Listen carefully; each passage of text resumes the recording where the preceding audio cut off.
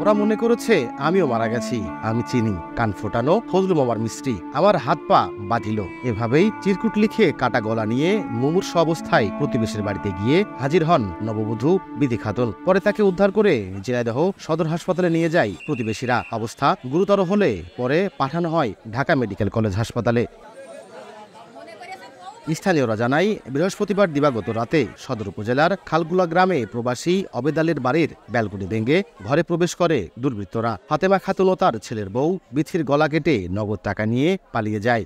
তবে ভাগ্যক্রমে বেঁচে যায় বিথি। সকালে খালগুলা গ্রামের মাঠপাড়া থেকে ফাতেমার লাশ উদ্ধার করে পুলিশ। ঘটনার সঙ্গে জড়িতদের দৃষ্টান্তমূলক শাস্তির দাবি জানায় স্বজন ও এলাকাবাসী। মহিলাটা আমার বাড়ি গড়াগড়ি করছে, তো তার রক্ত মাখা, আমি তারা চিনতে পাইনি। হাত পা বান্ধাই ছিল, সেই অবস্থা হচ্ছে বেরিয়েছে গড়াতে এসে যে এই বাড়িটায় এলে গেটে যে বাড়ি মারছে, আর উনি নামাজ করতে বেরোতে যে দেখছে যে বাইরে পড়ে আছে। আমার স্বামী বিদেশ থাকে, ছেলেটাও বিদেশ থাকে, ইনি বাড়ি বিটার নিয়ে থাকে। সকালবেলা হাওমা করছে, তাতে লোক আমি কি হইলো দেখে আসি, এই যে দেখি যে অবস্থা।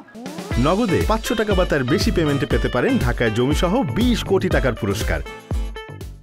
পুলিশ বলছে, ঘর সংস্কার করার টাকার জন্যই ওই বাড়িতে গত 5 দিন ধরে কাজ করা মিস্ত্রিরা এই ঘটনা ঘটিয়েছে। ইতোমধ্যে 2 জনকে আটক করা হয়েছে। প্রাথমিকভাবে আমরা ধারণা করছি যে ডাকাতি করার উদ্দেশ্যে তারা এখানে বাসার ভেতরে ঢুকেছে এবং হত্যাকাণ্ড করেছে। নিহত ফাতেমার স্বামী অবেদ আলী দুবাই ও ছেলে মেহেদি মালয়েশিয়া প্রবাসী।